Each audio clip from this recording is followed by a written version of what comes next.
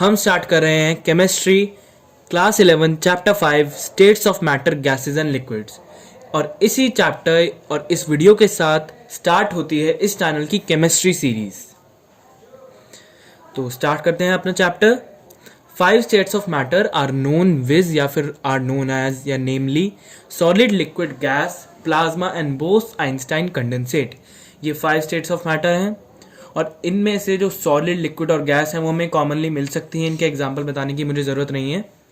जबकि जो बाकी दो हैं प्लाज्मा और बोस-आइंस्टाइन कंडेंसेट या जिसे मैं बोलूँ BEC, ये सिर्फ हमें स्पेसिफिक कंडीशंस के अंडर ही मिल सकती हैं। इनके लिए कंडीशंस बनानी पड़ती हैं, ये हमें कॉमनली ऐसे ही नहीं कहीं मिल सकती। ये था इस चैप्टर का एक बेसिक या एलिमेंट्री इंट्रोडक्शन था। ये inter conversion of states of matter, यानी कि स्टेट्स ऑफ मैटर का आपस में कन्वर्ट होना। तो हम इस चैप्टर में प्लाज्मा और BEC के बारे में बहुत कम डिस्कस करेंगे, मेनली सॉलिड, लिक्विड, गैस या मेनली गैस और लिक्विड्स। बट ये पॉइंट जानना ज़रूरी है। First, melting point. Melting point वो टेम्परेचर होता है जब मैटर सॉलिड स्टेट से लिक्विड स्टेट में कन्वर्ट हो जाता है या मेल्ट हो जाता है, और अगर मैटर में इम्प्योरिटी है तो ये पॉइंट डिक्रीज हो जाएगा। Second, boiling point. Boiling point वो टेम्परेचर होता है जिस पर वेपर प्रेशर एक लिक्विड का इक्वल हो जाता है एटमॉस्फेरिक प्रेशर में। ये इसकी टेक्निकल डेफिनेशन 11th क्लास के लिए है। 10th तक हमने ये पढ़ा कि जिस पॉइंट पर आकर वाटर बॉयल हो जाता है, पर इसमें हम पढ़ेंगे कि जब वेपर प्रेशर यानी जो पानी के वेपर का प्रेशर है, और साथ ही साथ जो एटमॉस्फेरिक प्रेशर यानी एटमॉस्फेरिक प्रेशर होता है जो एटमॉस्फेयर किसी भी फ्लूइड पर प्रेशर डाल रहा है, तो जब ये दोनों इक्वल हो जाते हैं, या मैं कहूँ कि वाटर बॉयल होना शुरू हो जाता है, कोई भी मैटर बॉयल होना शुरू हो जाता है, तो उस पॉइंट को हम बोलते हैं बॉइलिंग पॉइंट। इम्प्योरिटी से ये टेम्परेचर इंक्रीज हो जाता है, टाइम लगता है फिर मैटर को बॉयल होने में, और प्रेशर के साथ ये बढ़ जाता है। मतलब प्रेशर जब बढ़ता है तो उससे भी ये बढ़ जाता है। एग्जाम्पल है, वाटर का बॉइलिंग पॉइंट है 100 डिग्री सेल्सियस या फिर 373 डिग्री केल्विन।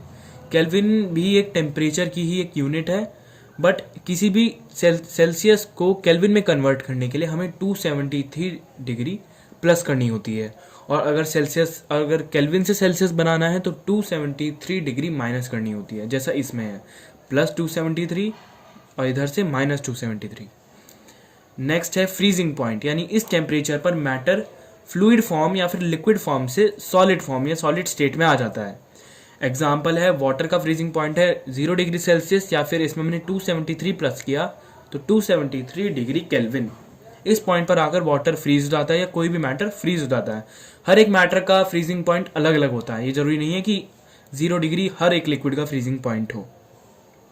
फोर्थ पॉइंट है इवेपोरेशन, यानी लिक्विड का वेपर फॉर्म में होना किसी भी टेम्परेचर पे। किसी भी टेम्परेचर मतलब कि कोई भी ऐसा टेम्परेचर जिस पे वाटर वेपर फॉर्म में होना शुरू हो जाए।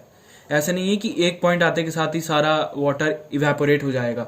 जब भी हम पानी गर्म करते हैं तो पानी धीरे धीरे बॉयल होता है, और अगर आप देखें तो बहुत ही ज़्यादा टाइम लग जाएगा सारे वाटर को इवेपोरेट होने में।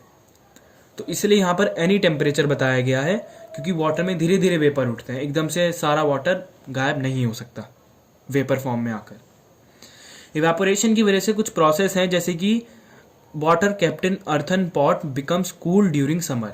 ये हमने 9th क्लास में पढ़ा है। अर्थन पॉट का मतलब है मटका, यानी मटके में जब भी हम पानी रखते हैं तो वो ठंडा हो जाता है गर्मी के टाइम पे। तो इसका प्रोसेस ये है कि मटके में छोटे छोटे छेद या फिर मैं कहूँ होल्स होते हैं, जिसमें से वाटर बाहर की तरफ रिलीज होता है, और वो वाटर मटके के या अर्थन पॉट के सरफेस पे आता है और उस मटके की एनर्जी को सोकर इवेपोरेट हो जाता है, जिसे कहते हैं सराउंडिंग की एनर्जी सोकर वो इवेपोरेट हो जाता है, जिसकी वजह से मटका या फिर अर्थन पॉट ठंडा हो जाता है, क्योंकि उसकी हीट वाटर में जाकर अब वो वाटर के अंदर जा चुकी है और वो स्टीम बन चुका है। नेक्स्ट प्रोसेस है desert cooler cool better on a hot dry day, यानी कि जब ज़्यादा ही गर्म दिन होता है या फिर ज़्यादा टेम्परेचर होता है किसी भी दिन में, तो डेजर्ट कूलर ज़्यादा अच्छा कूल करता है, क्योंकि हीट की तो ज़रूरत होती ही है। ज़्यादा हीट होगी तो वाटर जल्दी इवेपोरेट होएगा, और जल्दी इवेपोरेट होएगा तो जल्दी जल्दी जो भी हमारा मैटर है वो ठंडा होता जाएगा जिस पर वाटर प्रेजेंट है। और इन शॉर्ट ये जो टेबल है आप ये भी देख सकते हैं, सॉलिड से लिक्विड, लिक्विड से गैस, और गैस से वापस सॉलिड। सॉलिड जब लिक्विड बनता है तो उसे हम फ्यूजन या फिर हम मेल्टिंग भी बोलते हैं, और जब लिक्विड गैस बनता है तो वेपराइजेशन या फिर इवेपोरेशन से बनता है। और जब गैस सॉलिड बनती है तो डिपोजिशन से। डिपोजिशन को हम सब्लिमेशन भी बोल सकते हैं, पर डिपोजिशन होता है जब गैस डायरेक्टली सॉलिड बन जाए बिना लिक्विड फेज से गुजरे। और फिर अगर लिक्विड सॉलिड बनेगा तो सॉलिडिफिकेशन या फ्रीजिंग पॉइंट, और गैस अगर लिक्विड बनेगी तो कंडेंसेशन। मैं आपको इन सब का एग्जांपल बताता हूँ। सॉलिड से लिक्विड, ये बहुत ही इजी एग्जांपल है। सॉलिड या आइस हो गई और लिक्विड हो गया वाटर। तो आइस धीरे धीरे टेम्परेचर जैसे रेज होता है वो लिक्विड बन जाती है, वाटर बन जाती है। और फिर अगर लिक्विड को सॉलिड बनाना हो तो लिक्विड को फ्रीज किया जाता है, यानी वाटर को फ्रीज करेंगे तो वो आइस बन जाएगी। अब लिक्विड से गैस, जब भी आप पानी को गर्म करेंगे तो वो भाप बन जाएगा, स्टीम बन जाएगा, या उसके वाटर वेपर बन जाएगा वो, तो उसे हम बोलेंगे इवेपोरेशन। और गैस जब लिक्विड बन जाएगी तो इसे हम कहते हैं कंडेंसेशन। कंडेंसेशन का मतलब होता है गैस जब लिक्विड बन जाती है। एग्जाम्पल, कोई भी ठंडा पानी जिस भी हम चीज़ में लेते हैं, बॉटल या ग्लास, तो उसके सरफेस पे आप देखेंगे कि वाटर ड्रॉपलेट्स जमा हो जाती हैं, जो नॉर्मल डेली प्रोसीजर है, जिसे आप कभी भी देख सकते हैं जब भी आप ठंडा पानी ऐसे ही ओपन एरिया में रखते हैं। वो क्या होता है कि जो नॉर्मल एयर है सराउंडिंग्स में और जो ठंडा पानी है, तो ठंडे पानी से निकली जो ठंडक या फिर मैं कहूँ उसकी जो कूलनेस है, उसकी वजह से जो गैस है वो अपनी एनर्जी यानी लेटेंट हीट, ये बहुत ही डिस्क्रिप्टिव टॉपिक्स है जो हमने 9th क्लास में पढ़े थे। इसका बस मैं आपको एक थोड़ा सा आइडिया दे रहा हूँ कि गैस की एनर्जी वो ख़त्म हो जाती है, जो हीट उसके अंदर होती है, इसलिए वो लिक्विड बन जाता है। और वो किसी मटेरियल जिसमें हमने ठंडा पानी रखा है उसके साइड में ड्रॉपलेट जमा हो जाती हैं। और गैस से सॉलिड डिपोजिशन, इसका एग्जांपल आप नेट पे पढ़ सकते हैं। डिपोजिशन आपको नहीं पढ़ना है इस चैप्टर में। अभी एक छोटा सा टॉपिक,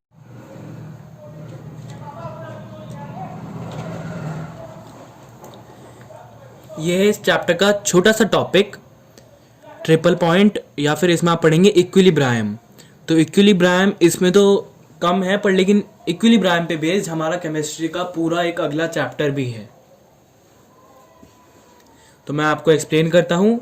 इक्विलिब्रियम एक कंडीशन होती है, यानी जिस कंडीशन में किसी भी मैटर के कोई से भी गिवन स्टेट्स एक साथ रह सकें। और जिसकी बात कर रहे हैं हम ट्रिपल पॉइंट की, तो उसमें हम बात कर रहे हैं कि मैटर के तीनों स्टेट, सब्सटेंस कोई भी हो, हालांकि हर किसी के लिए ट्रिपल पॉइंट या वो टेम्परेचर पॉइंट अलग अलग होगा, पर सब्सटेंस कोई भी हो, जिस पॉइंट पर आकर उसके तीनों स्टेट्स यानी सॉलिड, लिक्विड, गैस एक साथ रह सकें, उसे हम बोलते हैं इक्विलिब्रियम। और जो पॉइंट है जिस टेम्परेचर पर इक्विलिब्रियम हो रहा है उसे हम बोलेंगे ट्रिपल पॉइंट। एग्जाम्पल के थ्रू समझें तो ये ज़्यादा ईजी होगा।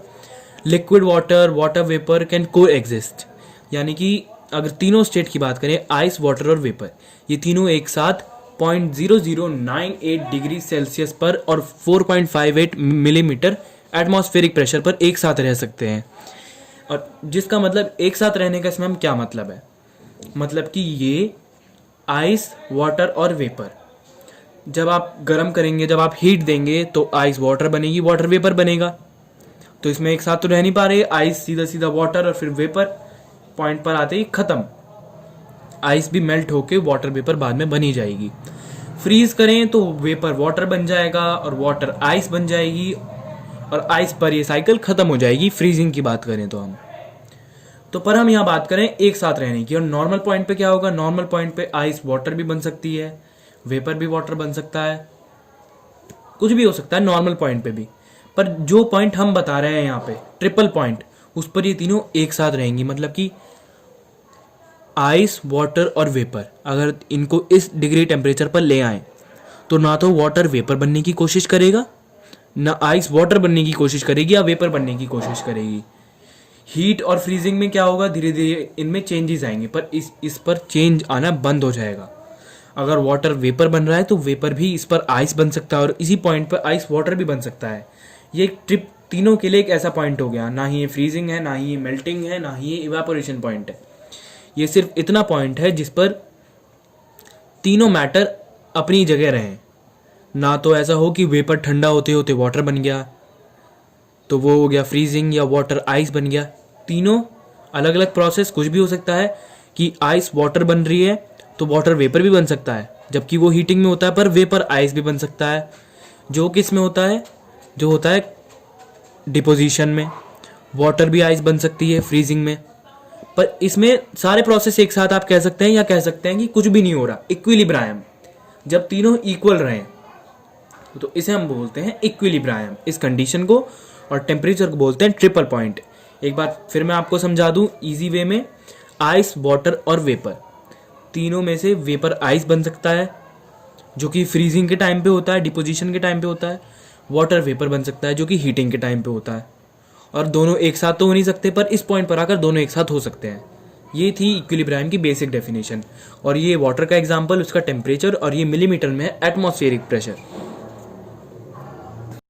अब इस चैप्टर का नेक्स्ट टॉपिक है प्लाज्मा और बीईसी यानी बोस आइंस्टाइन कंडेंसेट।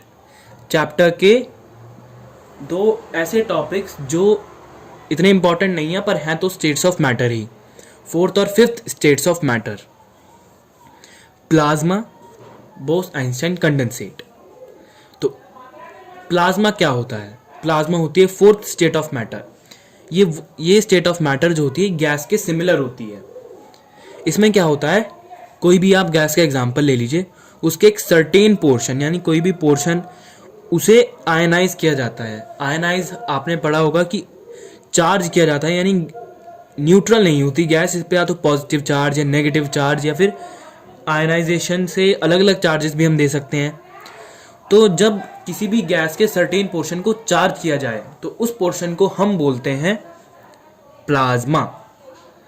और ये जो इलेक्ट्रिकल फोर्सेस इससे होती हैं, इसकी जो एवरेज स्ट्रेंथ है, इसकी वजह से प्लाज्मा न्यूट्रल हो जाता है। यानी कि उतने ही पॉजिटिव चार्ज वाले एटम्स और उतने ही नेगेटिव चार्ज वाले एटम्स, तो दोनों मिलाकर प्लाज्मा को न्यूट्रली चार्ज बना देते हैं। पर गैस में एनर्जी बहुत होती है इसमें। It is commonly found in the universe. इसका मतलब है इसे यूनिवर्स में कॉमनली फाउंड कर सकते हैं। पहले हमने क्या पढ़ा कि इनमें स्पेसिफिक कंडीशंस चाहिए, ये ऐसे कहीं नहीं मिल सकती, पर यहाँ पे लिखा है it is commonly found in the universe. यानी ऐसा नहीं कि अर्थ पे आपको कहीं भी मिल गई, जैसे पानी कहीं भी बहता है तो कहीं से भी प्लाज्मा निकलना शुरू हो गया। यूनिवर्स का मतलब है आउटर स्पेस में। नेक्स्ट है fifth state of matter, Bose Einstein condensate. यानी फिफ्थ स्टेट ऑफ मैटर ये होता है गैसियस सुपर फ्लूइड फेज, यानी किसी भी गैस का एक ऐसा सुपर फ्लूइड फेज यानी ऐसा टाइम, एटम से तो बना ही होता है, पर जिसमें एटम्स को कूल किया जाता है जीरो टेम्परेचर तक। Atoms cool to temperature very near to absolute zero, यानी एब्सोल्यूट 0 डिग्री टेम्परेचर पर गैस को कूल किया जाता है, तब वो बनती है बोस आइंस्टाइन कंडेंसेट। इसमें आपको दो साइंटिस्ट के नाम मिल जाएंगे, बोस और आइंस्टाइन, क्योंकि इसे प्रेडिक्ट किया था सत्येंद्र नाथ बोस और एल्बर्ट आइंस्टाइन ने 1924 से 25 के बीच में। और इसे हम कह सकते हैं प्लाज्मा का अपोजिट। यानी अगर ये सुपर यानी चार्ज फ्लूइड है तो ये अनचार्ज या फिर कहीं इसमें एनर्जी ही नहीं है। तो प्लाज्मा और बोस आइंस्टाइन कंडेंसेट मैटर की फोर्थ और फिफ्थ फॉर्म है, पर ये दोनों एक दूसरे के अपोजिट है। यही है हमारे इस चैप्टर का इंट्रोडक्शन। इसके आगे के टॉपिक्स हम पढ़ेंगे नेक्स्ट वीडियो में।